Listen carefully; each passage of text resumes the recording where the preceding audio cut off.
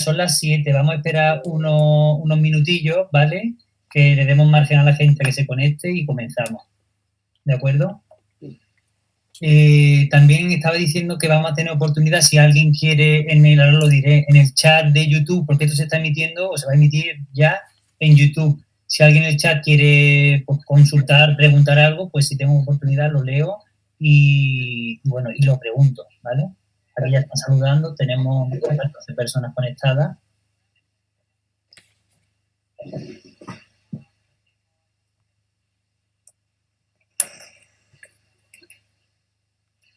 Bueno, ¿y desde cuándo tenéis, María, el centro abierto, Neocortex? Neocortex lleva 20 años. 20 años. Yo llevo trabajando con niños con problemas desde el año 87 y en el año 2000 ya monté Neocortex. Es una cosa que te voy a preguntar ahora, porque te hemos leído y te hemos escuchado varias veces decir que no solamente los niños con problemas cerebrales los trata, sino que niños sanos también necesitan este entrenamiento del que vamos a hablar y todo eso, ¿no? A ver, niños sanos les viene muy bien siempre y cuando... A ver, ¿cómo se monta el cerebro? Es una relación entre la genética y el entorno. Entonces, niños que en principio no tendrían ningún problema, ciertos entornos de desarrollo pues no son muy buena idea, ¿vale? Pues porque ciudades como Madrid, quizás a vosotros nos pasa, todo el tema del desarrollo motor está muy limitado. Hay muchas cosas en neurodesarrollo que no se están haciendo. Por ejemplo, yo ayer leía un artículo sobre que hay una tasa de TDAH, de trastorno por déficit de atención con hiperactividad, mucho más alta en grandes ciudades que en zonas donde hay entornos verdes y hay campo, ¿vale? Bueno, es que el sistema visual y el sistema auditivo está diseñado para los estímulos del entorno natural, no para los coches, no para los ruidos, no para tener iluminación de fluorescentes prácticamente 14 horas al día. Nosotros estamos diseñados para estar fuera. El cerebro humano evolucionó hace 150.000 años en la sabana africana, donde había luz natural, había sonidos naturales. Entonces, hay algunos niños que tienen una sobrecarga de estimulación en el sistema nervioso central que hacen que el cerebro no pueda desarrollarse adecuadamente. Entonces, hay veces que en colegios nos piden y hacemos diseño de circuitos neuromotores, temas de motricidad fundamentalmente. Yo trabajo sobre todo en la etapa de infantil, ¿vale? Y luego en prevención casi siempre es primero, segundo de primaria, ¿vale? Porque, o sea, 4, 5 años, 6, 7 años son los más en temas de aprendizaje y entonces, sobre todo, niños que no tienen problemas, ya te digo, sobre todo, ayudar a colegios con temas de circuitos neuromotores, ¿vale? Cosas que sean respecto con el desarrollo de la ruta visual y luego mucha formación de profesorado. Vamos, tú eres optometrista. Cada vez que hablo del proceso de metropización del ojo, ¿vale? Niños que son hipermétropes en el nacimiento y que van a madurar su globo ocular a lo largo de la infancia. Tú les das un lápiz a los 3 años para trabajar de cerca, si no ven. O sea, sí que la hipermetropía que no veo de cerca, enfoco muy bien de lejos. Entonces, como pilles a alguno que no ha hecho un buen desarrollo de toda la ruta visual y estás forzando antes de tiempo, bueno, pero los maestros no saben todo esto. De repente hay profesores que te dicen, que es que el niño visualmente no está preparado para trabajar de cerca. Digo, pues no. Entonces, pues, si lo íbamos a saber, no le damos un lápiz, ¿vale? Claro. Porque no solamente no está preparado para hacer la ficha con 3, 4 años, sino que además la huella emocional que dejas en el sistema emocional del niño es de frustración, y luego para cuando con 6 años está preparado no quiere hacerlo, no porque ya no pueda hacerlo, sino porque la huella de memoria le retrotrae a la situación en la que fracasó ya con 3 años.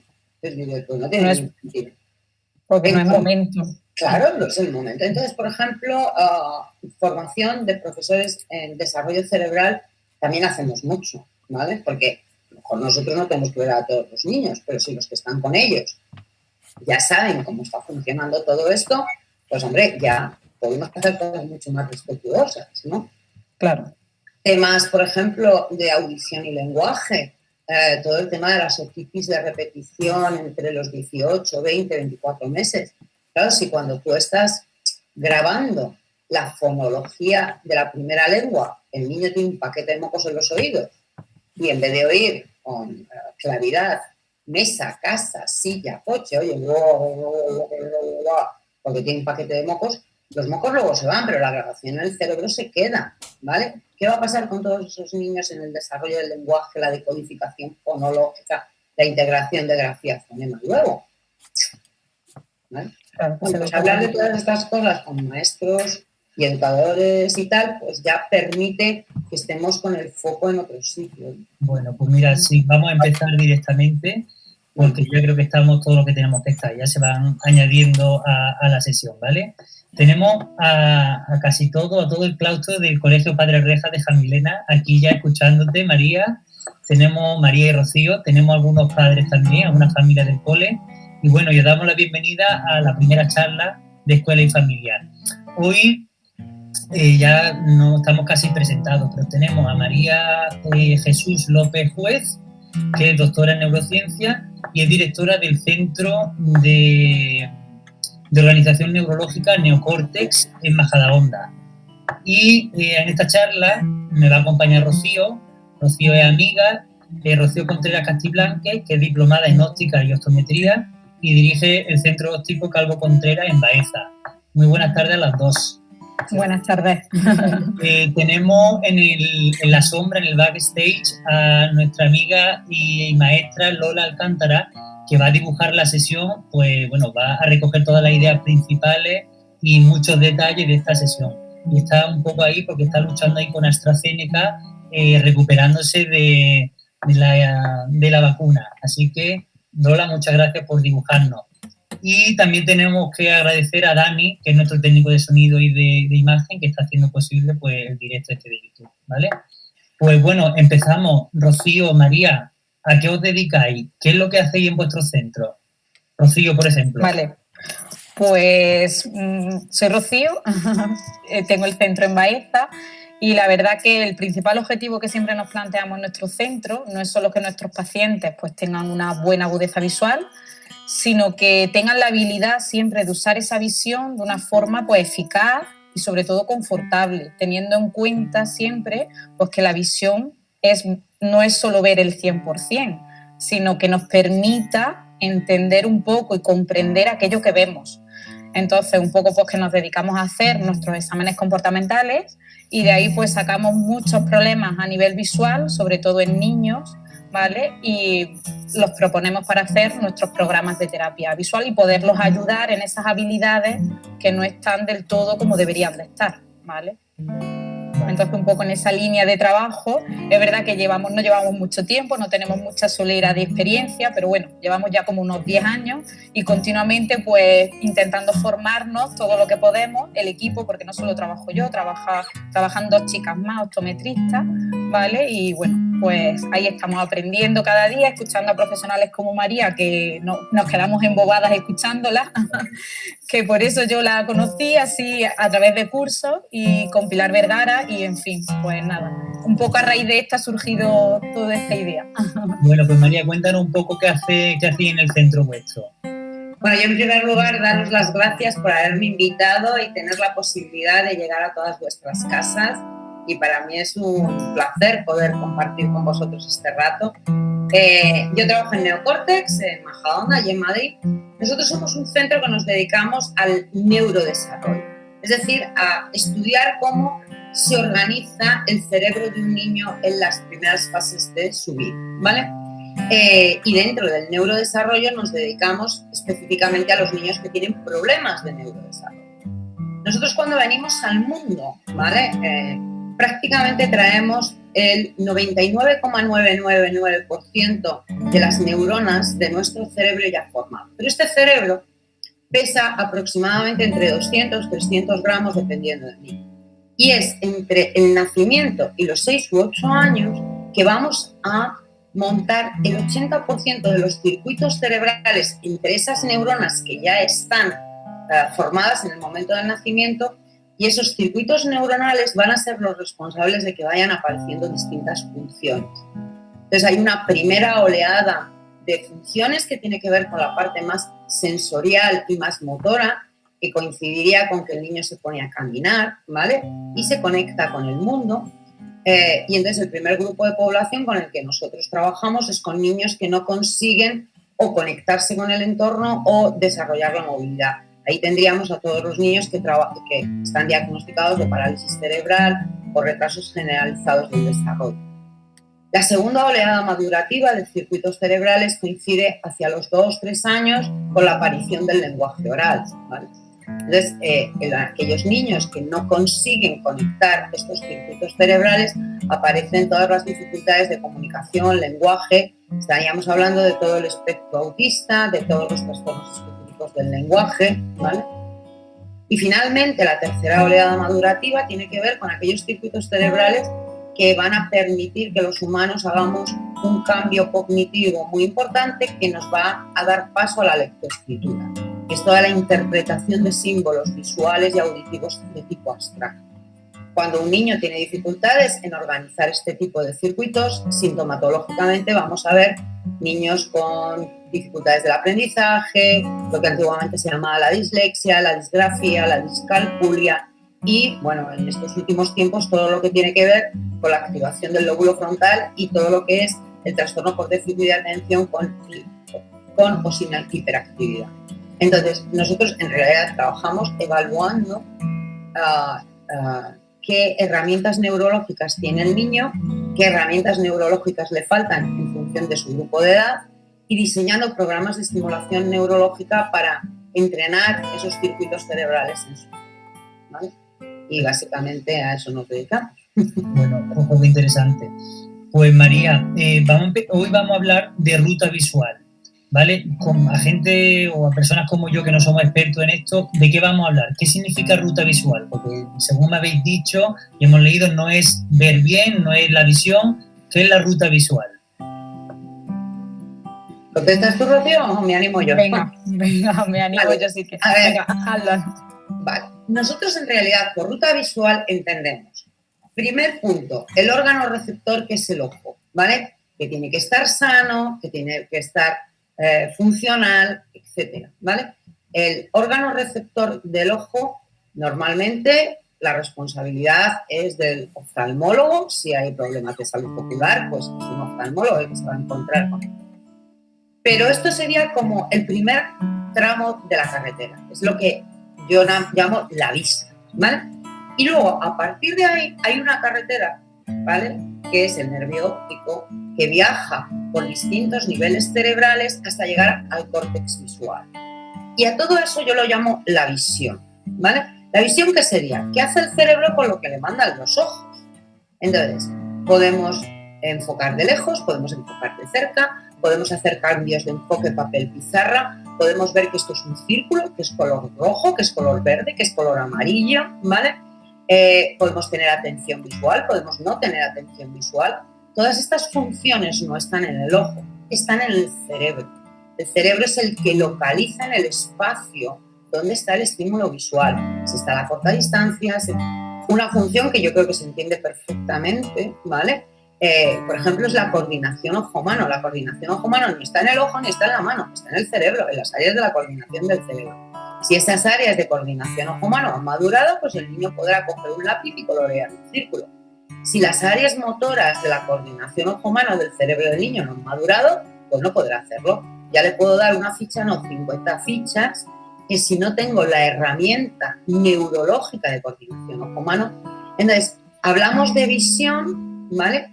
Todo este tipo de herramientas que tienen que irse desarrollando en el cerebro del niño a lo largo de la infancia y que van a permitir que al final el córtex visual, ¿vale?, entienda qué es lo que está viendo. Si me alargo mucho, me cortáis porque yo explico. Pero yo hace unos meses, bueno, antes de la pandemia, estaba dando clase de prevención de problemas de aprendizaje en un colegio. Digo, ¿quién lee? Bueno, pues lee el niño, obviamente. Vale, pero ¿cómo lee el niño? El niño lee en voz alta. Digo, no. La lectura en voz alta no es lectura, es sobre todo lenguaje. Porque yo estoy en un aeropuerto, estoy en una estación de tren y el señor de al lado está leyendo el periódico y no me lo está leyendo en la oreja. Y sin embargo, bueno, leemos con los ojos. Un poco. Hay animales que tienen mejor agudeza visual que nosotros. Un águila es capaz de ver desde más lejos y con más detalle cómo se mueve una liebre para cazarla. Pero si ve en la carretera un cartel que pone para Madrid, no es capaz de interpretar esos símbolos visuales, ¿vale? Que son ese conjunto de letras. El córtex visual humano es el encargado de procesar estímulos visuales abstractos y asignarles significado. Claro, entonces me estás diciendo que en los colegios o en casa, cuando nuestro hijo tiene algún tipo de dificultad visual, no se soluciona con una gafa a veces. O sea, efectivamente.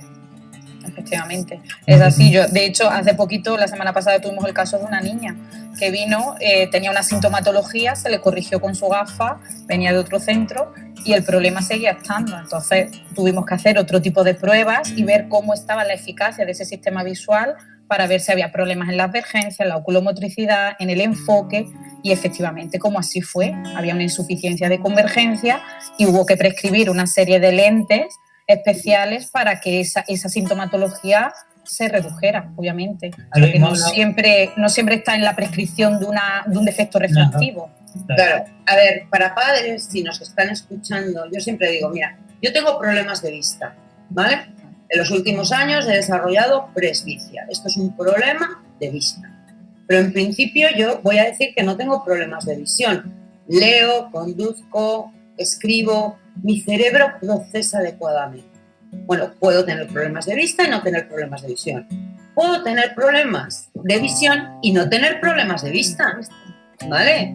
Niños que tienen una magnífica agudeza visual y que su cerebro no tiene herramientas de procesamiento como tú estás diciendo, vergencias, acomodación, etc. Y luego tenemos niños que tienen los dos. O sea, yo tengo niños en mi centro que además de tener problemas de hipermetropía y astigmatismo, que es un problema de vista, además el cerebro no manda la orden de poner los dos ojos en el mismo sitio y a la vez, con lo cual tenemos un estrabismo muy marcado. El estrabismo, es decir, desde el principio que siempre que hay estrabismo, excepto en un 5% de problemas que sean realmente de los músculos del ojo, el estrabismo en la infancia siempre es un síntoma neurológico de la visión, no de la vista. Por supuesto que tiene consecuencias en la vista, es decir, claro que tiene consecuencias. Si tú no puedes coordinar tus dos campos visuales, la calidad de la imagen no va a ser buena. Pero el problema está en que el cerebro no manda la orden a los dos ojos de trabajar de forma coordinada. Efectivamente. Vale. Todo eso entendemos que a nivel académico, de rendimiento académico, pues se puede ver afectado. Es decir, vemos, como hemos hablado muchas veces, niños que rinden en alguna temporada mucho, luego tienen un bajón y a veces no entendemos por qué. ¿Puede ser por la ruta visual que no esté del todo bien desarrollada? Por supuesto, claro. Aparte de que influyen otras muchas cosas más, ¿no? El estado fisiológico, el sueño, el estrés que tenga, la sobrecarga que sometamos al niño, pero por supuesto que puede repercutir.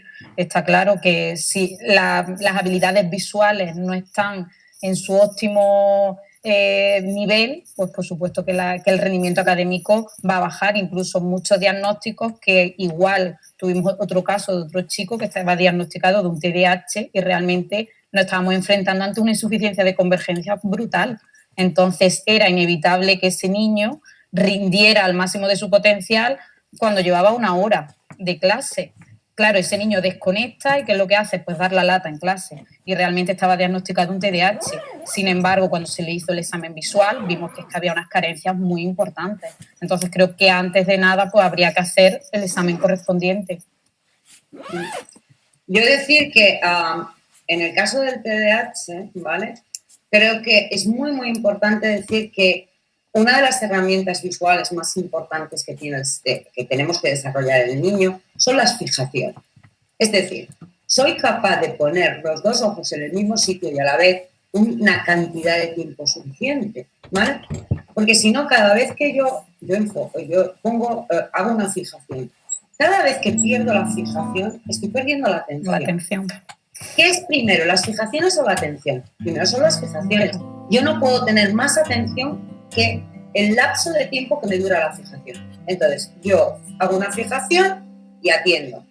Pierdo la fijación, pierdo la atención, vuelvo a ¿Por qué se fijar. pierde esa fijación? ¿Eh? ¿Por qué se pierde esa fijación? Porque el cerebro no es capaz de mantener la orden en el tiempo, ¿vale?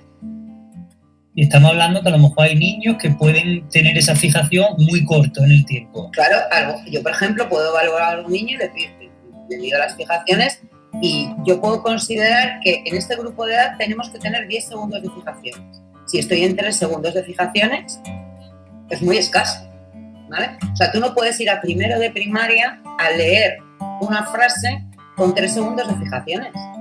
Si no tienes unas buenas fijaciones, no vas a tener una buena oculomotricidad. Si no tienes una buena oculomotricidad, no vas a poder hacer cambios de enfoque cerca-lejos. O sea, esto es como la bola que se va haciendo cada vez más grande. Y aquí una cosa que yo creo que es importante que os contemos a los colegios. Además, es que la demanda visual, o sea, la demanda sobre el sistema visual del niño no deja de aumentar desde primero de primaria hasta cuarto de la ESO. O sea, si yo tengo que leer en primero de primaria 30 palabras por minuto, en cuarto de la ESO tengo que leer 200 palabras por minuto. Y entonces cada año voy subiendo, además de subirle la carga cognitiva a aquello. Entonces, hay muchos niños que cuanta más presión pones en el sistema visual, lo pueden aguantar hasta un punto y luego el sistema visual se colapsa. Y dices, ¿este niño por qué en cuarto de primaria empieza a sacar tan malas notas? Y dices, porque su ruta visual ha sujetado la demanda hasta ahora. Pero claro, cuando ha subido un escalón más, no se ha caído todo aquello como un castillo de naipes, ¿vale? Y luego, me permites que recoja el tema de del cansancio y de la fluctuación, ¿vale?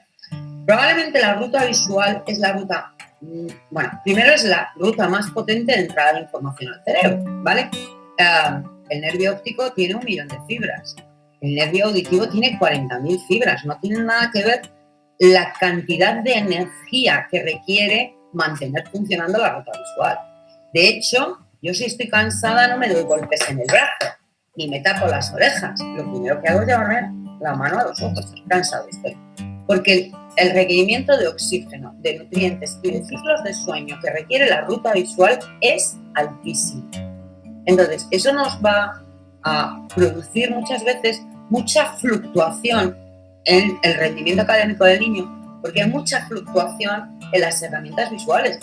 Yo ya os digo que desde que tengo presbicia, a mí leer a las 11 de la noche me cuesta la misma vida.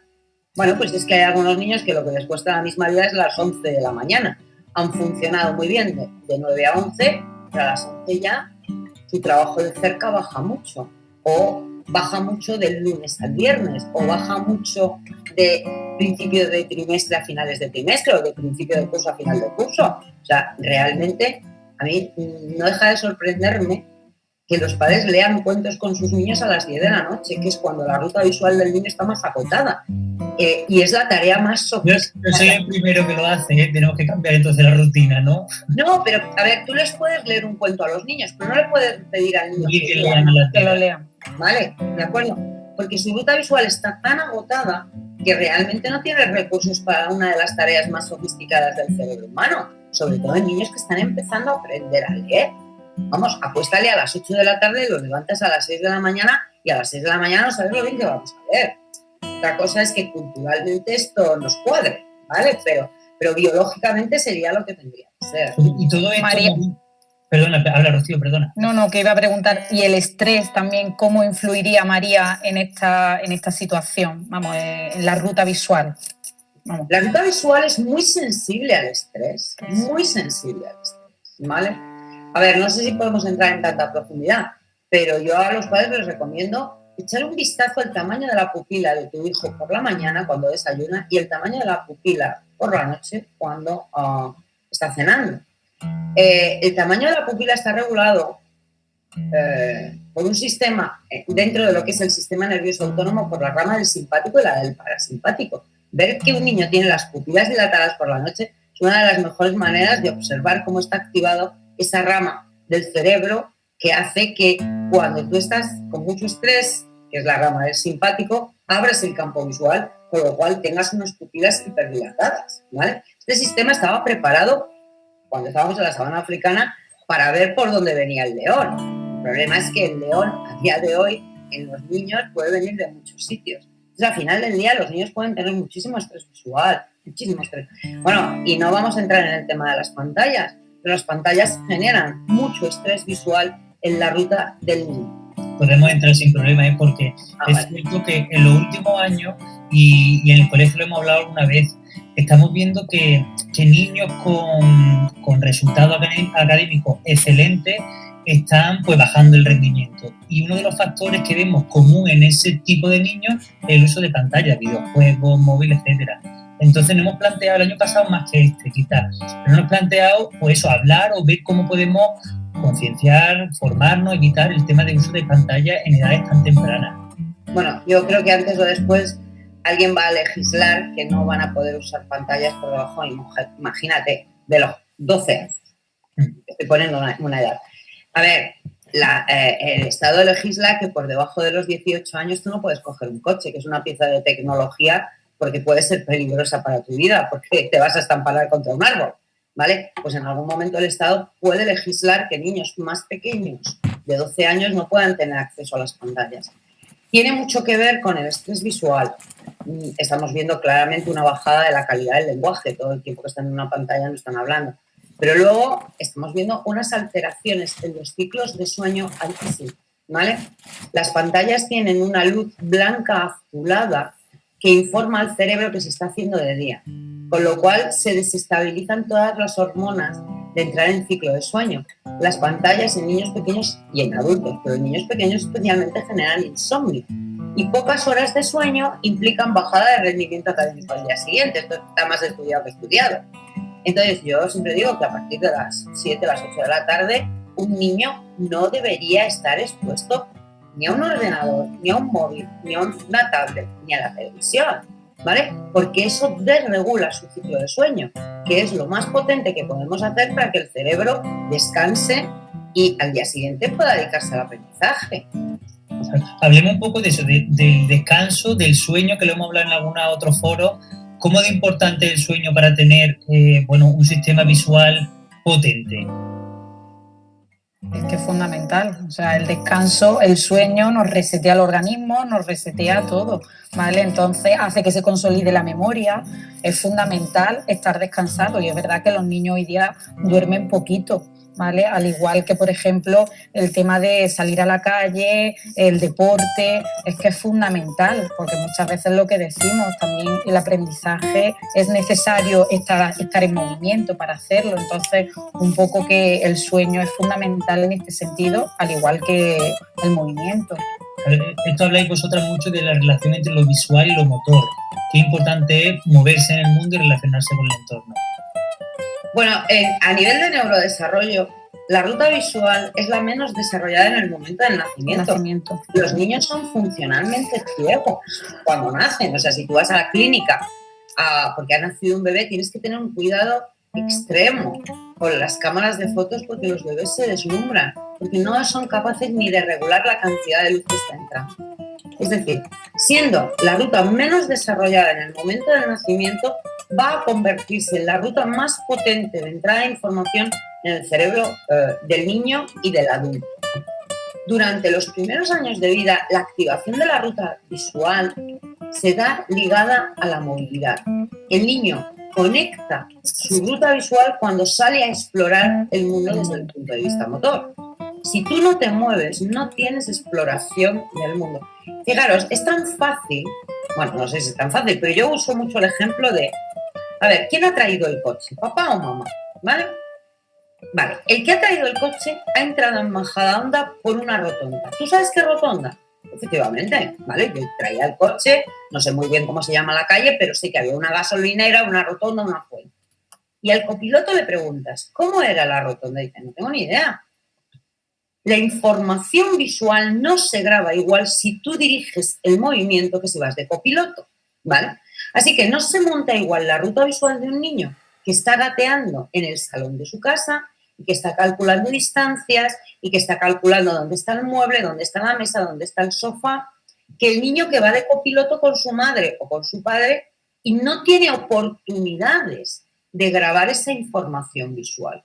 Entonces, la exploración motora del entorno en el primer año, segundo año de vida es absolutamente imprescindible para que el niño pueda desarrollar sus herramientas visuales y sobre todo oculomotoras, porque las herramientas oculomotoras son herramientas motoras. Y tienes que salir a la calle para poder hacer enfoque de lejos, ¿vale?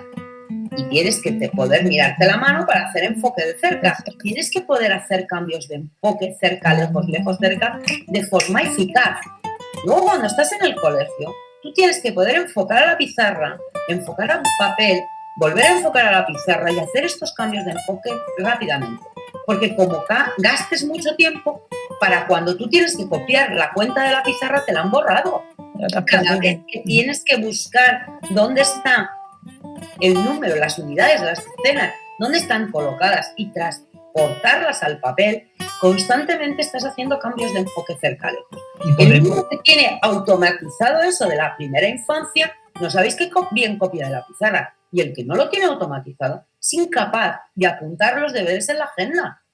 Le falta tiempo. ¿Se puede detectar? ¿Hay algún indicio? Bueno, aparte de que no copia, no trabaja desde la pizarra, ¿cómo nos podemos fijar o cómo podríamos diagnosticar eso nosotros?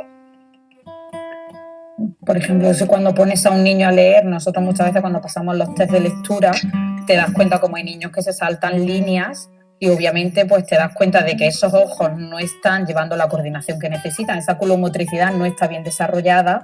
¿Y qué pasa? Pues que se pierden y al perderse cuando están leyendo, saltar líneas, disminuye su comprensión lectora.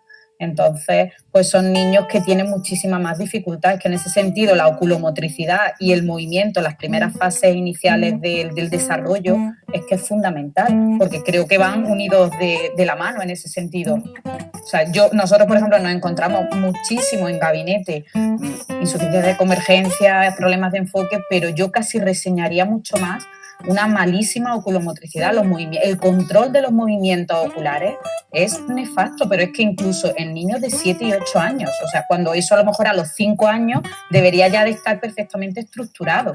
Pues imagínate si eso está mal al empezar el día, cuando acaba al final del día, pues son niños pues, que a lo mejor no quieren salir a leer, porque no utilizan el dedo como guía para no perderse, efectivamente.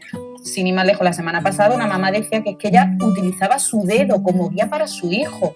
Y yo me echaba las manos a la cabeza porque le hacía entender que eso no era lo correcto. Claro, la oculomotricidad de ese niño era pésima. Y eso nos tenemos que bajar a las fases iniciales del desarrollo motor, porque son niños que cuando luego los metes en gabinete y los pones a hacer la croqueta, a saltar, a hacer un mapa mental para que identifique cuáles son sus partes del cuerpo, no sabe disociar. O sea, te das cuenta que el problema de esta mala oculomotricidad viene muchísimo más de abajo. Y, por supuesto, está íntimamente relacionado con la lectura. No sé, María, si puedes... Bueno, todo lo que has dicho, por supuesto, absolutamente de acuerdo, pero... Un segundo, María. Es que me dicen que han puesto un poco de música de fondo y está un poco alta. Dani, porfa, baja la música de fondo. Gracias, ya está que la han puesto. María, vale. Continúa. Pero que tú me decías, ¿cómo podemos nosotros detectarlo? Usar el dedo como marcador. Esto es súper claro, ¿vale? Niños que hacen avances y regresiones, todas las omisiones, todas las palabras que se inventan, todas estas cosas ya te están diciendo problemas de oculomotricidad. Muy importante la postura de la cabeza en la mesa, ¿vale? Creo que eso es muy fácil de observar. Niños que se tapan un ojo, niños que se tumban encima de un brazo, niños que hacen así. O sea, ¿qué está haciendo? Para no tener que coordinar los campos visuales, me quito un campo visual. Qué bueno. Entonces, todo lo que sea que la cabeza no esté alineada con el tronco cuando estamos leyendo y escribiendo es, o sea, la postura es probablemente el mejor test proyectivo que existe, ¿vale? Tú mira a un niño cómo lleva la postura y te está hablando de cómo está organizado desde el punto de vista motor. Entonces, cómo está la postura cuando está trabajando en mesa, te está diciendo cómo está organizado su sistema motor y por ende cómo está montado su sistema oculomotor. Y entonces, no hay niños que se cansen, este niño viene dormido, este niño ya viene cansado y todo el día sujetándose la cabeza. Cualquier cosa que veáis de eso, que está hablando de una sintomatología que yo creo que es relativamente fácil de observar en el aula para derivar a los optometristas que puedan hacer un examen visual más exhaustivo, ¿vale? Pero todo este tipo de cosas son muy, muy claras. Muy claras. Hemos hablado, todo este tipo de diagnóstico, por llamarlo de una forma, son de niños sanos, es decir, no tienen por qué tener un sistema visual con algún problema, sino que está... Ninguna alteración patológica, por supuesto. No. O sea, a ver, que yo en mi centro con los que trabajo pueden tener muchísimos problemas, pero esto es un grupo de población. De todo lo que estamos hablando ahora son probablemente simplemente niños con bajo rendimiento académico. Esto que te dicen los padres. Bueno, si este chaval parece espabilado porque le explican las cosas y las entiende, ¿cómo es que luego le pones a leer o a escribir y no da pico en bolo? ¿Vale? Tú ahí estás escuchando. No hay problemas cognitivos que puedan sujetar que este niño no sea mejor lector o no escriba mejor. Entonces, dices, ¿y las herramientas para poder hacer esa lectura y esa escritura y esa coordinación ojo-mano? ¿Las tengo disponibles todo el tiempo, todo el rato y a un gasto de energía justo? Porque en cuanto la respuesta sea no, ya tenemos que estar viendo qué ha pasado. No tiene por qué ser ninguna patología, simplemente un tema de neurodesarrollo. No ha habido un neurodesarrollo adecuado porque no se ha movido, porque no ha tenido oportunidades de explorar el entorno, porque no ha tenido un buen desarrollo motor, porque no está durmiendo suficientes horas, porque no está teniendo una dieta adecuada, porque no está oxigenando bien su ruta visual, ¿no? Y es que el gran problema para mí es que en el tema del fracaso escolar es muy raro que la gente fracase escolarmente a los 14 años porque decide tirar la toalla, ¿vale? No, el fracaso escolar es que en primero y segundo de primaria no he podido acceder con alegría y soltura a la lectoescritura, porque el que va, ¿vale? Y el que no va desde el principio. Pues el tema del fracaso escolar hay una sombra que nos persigue cada día más, porque estamos viendo que cuando pasa, y mis compañeros que están en los tránsitos de primaria y secundaria, pues estamos ya empezando a cansarnos de escuchar lo mismo. Pasan a secundaria y el batacazo es tremendo. Y puede ser que eso, que vayan arrastrando unas deficiencias en ruta visual, como estamos hablando, no de sexto ni de quinto, sino a lo mejor de primero, de segundo, en edades muy tempranas. ¿Y eso se puede entrenar? Es decir, esa falta ¿se puede entrenar? Si es cerebro, se entrena, ¿vale? No hay nada más plástico y entrenable que el cerebro. Pero es que yo creo que los maestros sois los grandes entrenadores cerebrales. Vamos, vosotros entrenáis la cognición desde unos niveles muy básicos hasta salir en cuarto de la ESO o en segundo de bachiller. O sea, el cerebro, vosotros sois los grandes entrenadores cerebrales de la cognición. No tanto de la ruta visual. Pero vosotros tenéis que tener una buena ruta visual para poder entrenar la cognición. Los grandes entrenadores de la ruta visual, los optometristas, especialmente todos los comportamentales, ¿vale? Pero, o sea, el cerebro se entrena, ¿vale? Siempre se entrena el cerebro. Se entrena a cualquier edad, porque siempre hay plasticidad cerebral. Quiere decir que hay más en la infancia, por supuesto, pero eso no quiere decir que yo no pueda aprender a hablar chino a los 60 años. Me costará más trabajo, pero puedo entrenar mi cerebro, ¿vale? Plasticidad cerebral hay siempre que el ser humano está vivo. Una vez que te mueres ya no hay más plasticidad cerebral, pero si no, plasticidad cerebral hay en cualquier momento. El gran padre de toda la optometría comportamental aquí en España es el doctor Robert Saner, que en un curso nos decía, ¿qué es más fácil, entrenar un estrabismo con 4 o con 40 años? Levantamos todos la mano y dijimos, con 4 años hay mucha más plasticidad cerebral. Y dijo, pues no, ¿vale? Porque los de 4 años no te hacen caso y los de 40 años te siguen órdenes. Yo he conseguido mejores resultados con gente de 40 años y nos quedamos así un poco noqueados. Pero es la pura verdad. Es que en cualquier momento puedes entrenar el cerebro, ¿vale? Perfecto. Y antes lo hemos estado hablando, antes de empezar la sesión, del tema de la alimentación, de la dieta, de lo importante que es para el cerebro. Háblanos un poco de todo este campo, María. Bueno, la neuronutrición es una de las cosas que está apareciendo en los últimos tiempos. A ver, en España hace 30, 40 años teníamos una dieta que se llamaba la dieta mediterránea, que era un auténtico regalo, ¿vale? Una dieta saludable, neurosaludable, cardiosaludable. O sea, estaba reconocida como probablemente la mejor dieta del mundo. Yo me sabe mal decirlo así, pero es que soy española y me parecía que la dieta mediterránea era lo más. Lo que pasa es que, desgraciadamente, en estos últimos 40, 50 años, la dieta mediterránea, que era como una herencia que nos habían dejado nuestros antepasados, la hemos tirado a la basura. Los niños españoles a día de hoy no llevan dieta mediterránea, llevan un mix, ¿vale?, de dieta americana, de dieta centroeuropea, bueno, este tipo de cosas, ¿vale? ¿Qué es lo que está pasando? Pues que el cerebro se está quedando sin los neuronutrientes que necesita, especialmente en la infancia.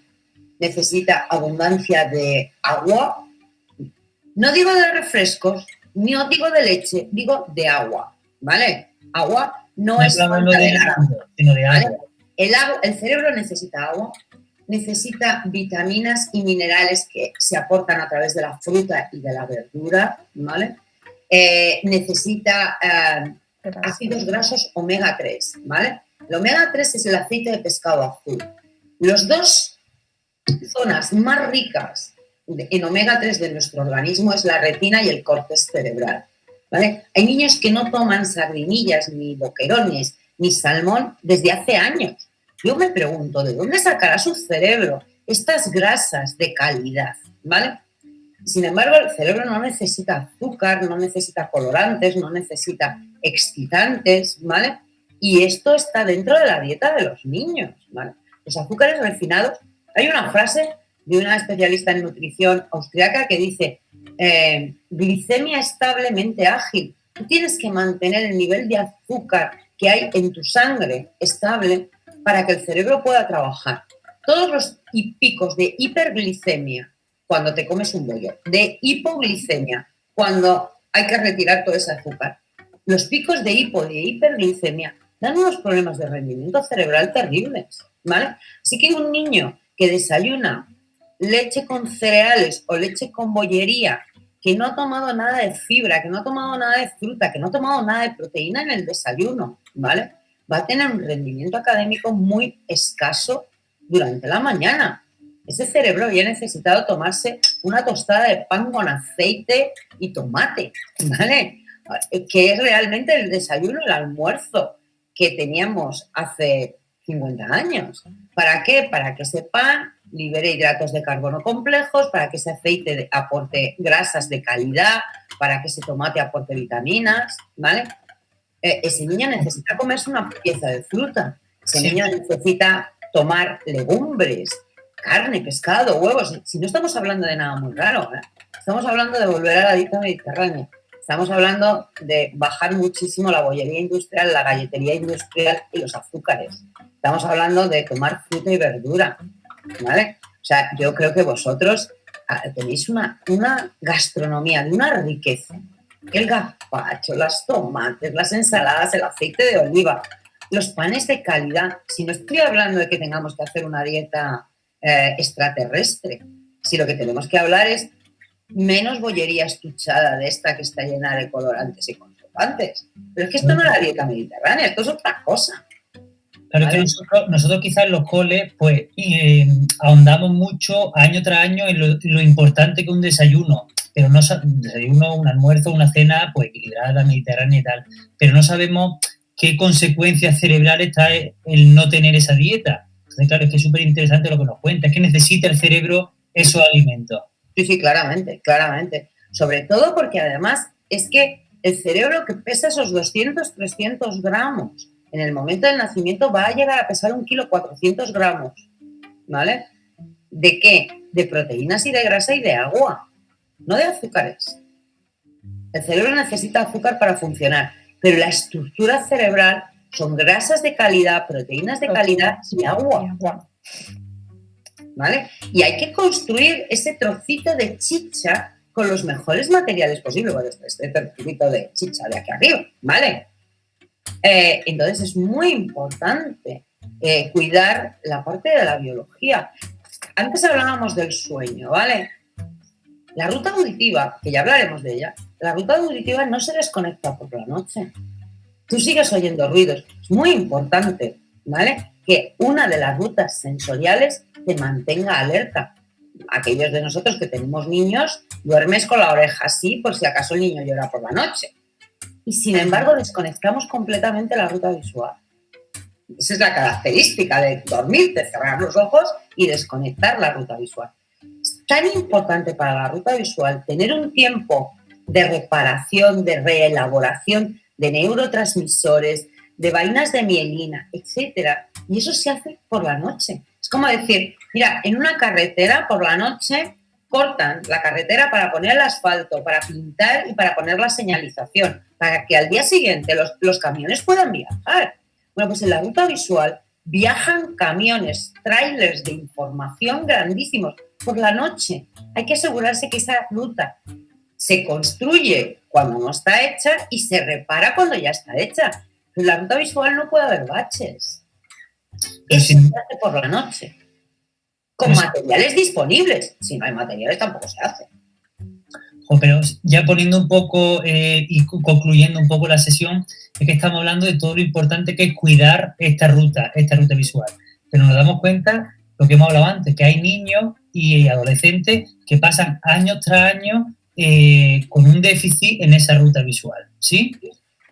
Cuando nos dedicamos en el cole, por ejemplo, a hacer pues procesos cognitivos más complejos, esos niños tienen aún más dificultades todavía. Tú has hablado que la lectoescritura es un sistema, una actividad muy compleja, pero y el estudio y la concentración en casa y el tener 5 áreas, o sea, asignaturas y tener que controlar las 5, es decir, es que llevan una desventaja muy grande esos niños. Efectivamente, ¿vale? Efectivamente.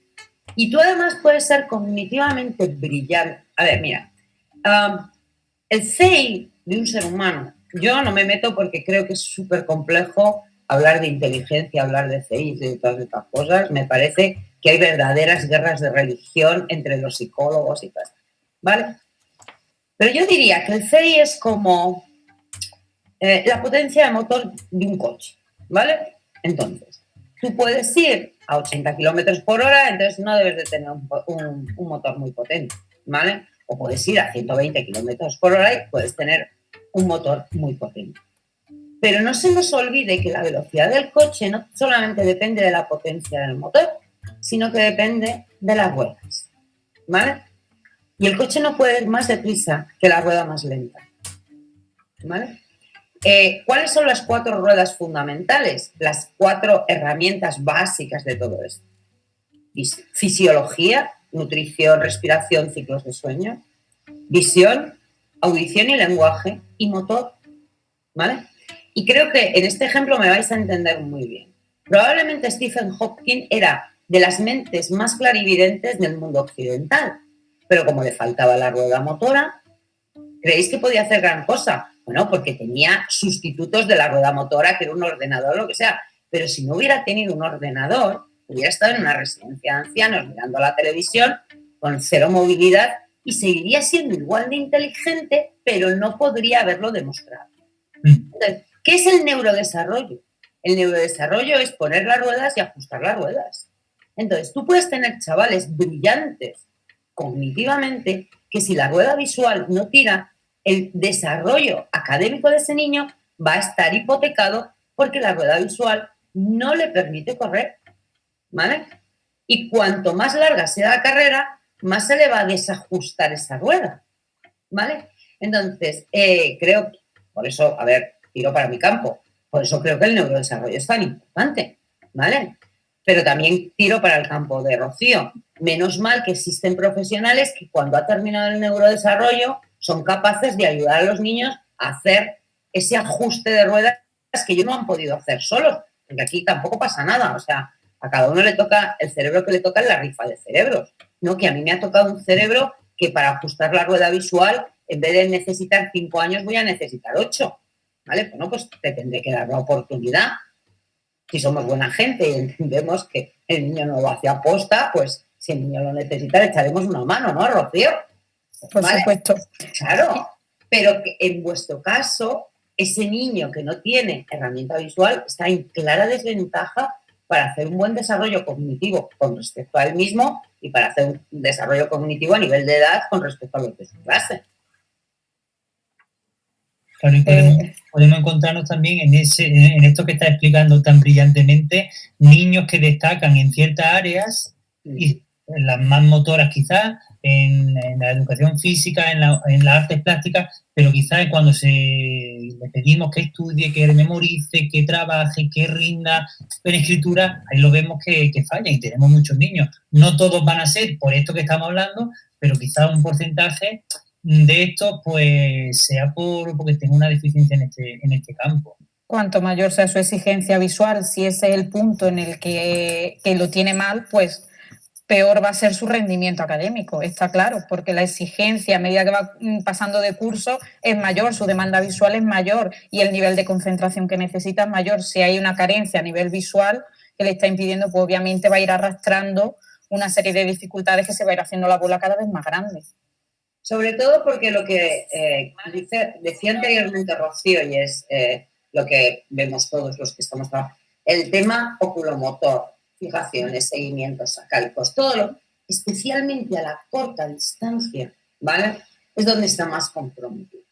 Porque tú puedes tener unas muy buenas habilidades visuales en el campo visual medio y lejano, que podría tener que ver con el deporte, tendría que ver con las artes plásticas, pero el desarrollo del aprendizaje académico se da en la corta distancia, ¿vale? Entonces, en realidad, a lo mejor no tienen tantos problemas. Quiero decir, lo que pasa que el calado de esos problemas es muy alto porque tienen que estar usando esas herramientas visuales continuamente, ¿vale? Entonces, hay niños que tienen una ruta visual, voy a decir una tontería, ¿vale? Pero la ruta visual la tienen al 80%, ¿vale? Bueno, al 80% vas por la vida estupendamente. Pero lo más sofisticado que tienes que hacer con la ruta visual, que es leer, escribir y estudiar, no requiere el 80% de la ruta visual, requiere el 100% de la ruta visual. Entonces son niños que para la vida cotidiana pueden funcionar extraordinariamente bien y para los estudios no. ¿Sabes? Quiero decir, son unas herramientas muy, muy específicas las que son necesarias para poder trabajar tanto tiempo a la corta distancia. Y en ese sentido también yo quería decir que nosotras, por ejemplo, lo que sí nos encontramos también es que no hay como por supuesto desde la pediatría y tal, no recomiendan mucho el tema de que los niños cuando nacen tienen que visitar un fisioterapeuta, porque muchas veces esas limitaciones que hay de cuello en el nacimiento, porque el nacimiento es un momento traumático, ¿vale? En el que el niño pues sufre. Entonces, muchísimas veces esas limitaciones de cuello, problemas que hay de tortícolis y tal, o sea, que tenemos que hacer un trabajo multidisciplinar en ese sentido, que nosotros siempre abogamos mucho. Muchas veces los padres cuando recomendamos, pues te recomendamos que lleves al niño al fisio, pues porque le demos una ligera tortícolis y muchas veces cuando nosotros queremos trabajar esa oculomotricidad que tan importante es, que para mí creo que es la base a nivel motor y todo, a partir de ahí empezamos a trabajar, hay que liberar esos cuellos, hay que quitar esas lesiones, o ya no lesiones en sí, sino limitaciones de giro, o sea, que también necesitamos el apoyo de otro tipo de profesionales, ¿vale? No solo el nuestro, para que cuando trabajemos esas habilidades de oculomotricidad consigamos despegar un poquito más, porque muchas veces nos encontramos, en el caso nuestro, que nos hemos recomendado, queremos que lleve al niño al fisio porque vemos que hay una limitación en el cuello, un giro tal, y si los padres pues, a veces no lo llevan y nosotros estamos trabajando esa oculomotricidad, vemos que no terminamos de despegar, pero porque es que la estructura en sí está tocada. Entonces, no sé si, ¿sabes? En ese sentido tenemos un poco que hacer un trabajo multidisciplinar. Claramente. ¿Vale? A ver, yo creo que desde el campo de la medicina se podrían prevenir muchas, desde el campo de la pediatría concretamente, se podrían prevenir muchas cosas, ¿vale? Porque obviamente los ojos pertenecen al eje del cuerpo. Cuello. Un niño que está así, ¿vale? Porque tiene un problema de cervicales o de tortícolis.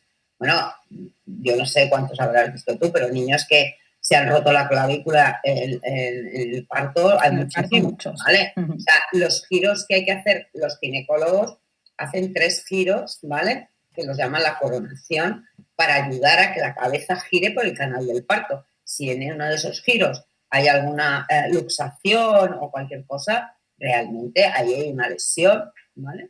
Entonces, creo que una visión más global del cuerpo, del cerebro y del desarrollo nos permitiría minimizar muchos problemas en una sociedad que yo creo que el gran problema, bueno, no sé si es el gran problema, pero que es la realidad, que es una sociedad cada vez más demandante sobre la infancia. Cada vez el nivel cognitivo, el nivel de información, etcétera, etcétera, es más alto.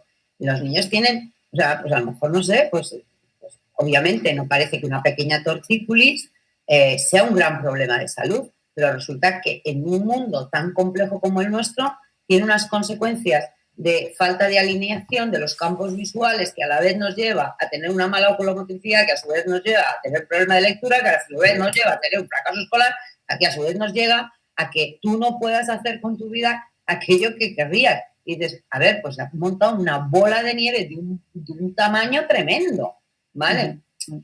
Porque la sociedad actual es una sociedad compleja, ¿vale?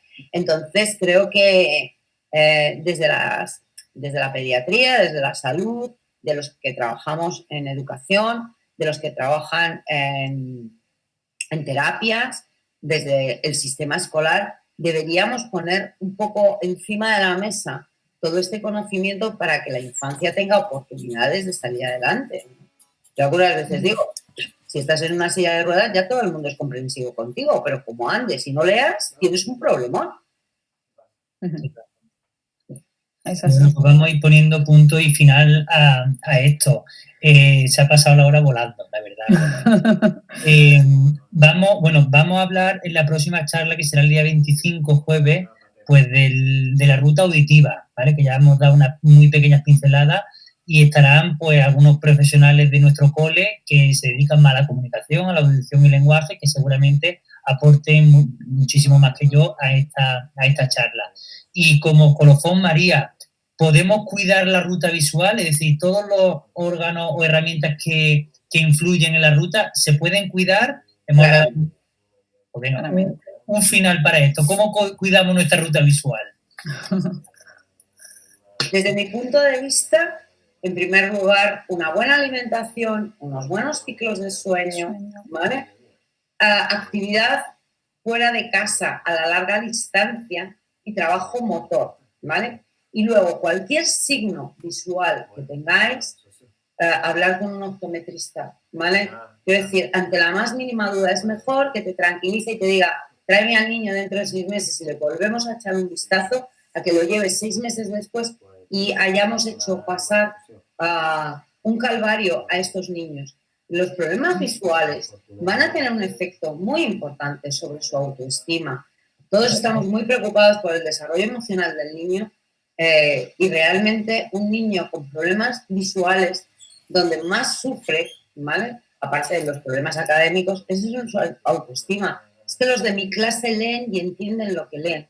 Yo no entiendo nada de lo que leo. Debo ser tonto.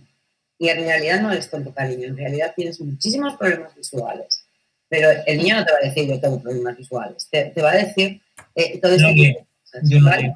Entonces, al menor signo, por favor, acudir a un optometrista. Es muchísimo mejor tener una revisión estándar una vez al año y asegurarte que durante el crecimiento y durante la infancia no acumulamos, no cargamos con piedras en la mochila, ¿vale? Allanamos el camino para que hacerlo. Yo siempre le digo a los padres, no es lo mismo recorrer este camino liso y sin piedras que todo empedrado. Entonces hay que facilitar un poco eso. Bueno, pues esperamos que a nuestra compañera Lola, que está dibujando la sesión, no la hayamos vuelto muy loca con tanta conversación. Cuando acabe la sesión compartiremos el visual que ella ha hecho, lo pondremos en redes y lo pondremos al final también de esta charla. Pues María, Rocío, mil gracias. Nos vemos pronto y nada, un placer y está en vuestra casa virtual, pero ojalá nos veamos pronto. Muy bien, muchas Vale. gracias. Pues Oye, muchas me gracias, encantará María. ver el trabajo de vuestra compañera, ¿vale? Sí, bueno, Lola en otra ocasión la invitaremos también a que nos cuente porque es una magnífica especialista en visual, una maestra que tiene unos recursos impresionantes. Ya tiraremos de Lola también. Bueno, desde muchas aquí gracias. le mandamos las gracias en público por el trabajo que ha hecho, ¿vale? Venga, un saludo. Muchísimas Pues gracias. muchísimas gracias. Saludos a Hasta todos. luego. Hasta Hasta luego. luego. Bueno, pues ya aquí Dani ya corta la de esta. Ya está. Bueno, María, pues ya seguimos hablando, ¿vale? Muy bien. Oye, ¿has dicho el jueves? Pensaba que la charla era el miércoles. Lo tengo que comprobar en mi agenda. Es jueves 25. Vale, perfecto. No es día 25, pero es jueves, no era miércoles, ¿vale? Vale, perfecto. Bueno, Muchas María, gracias. un auténtico placer. Nos vemos.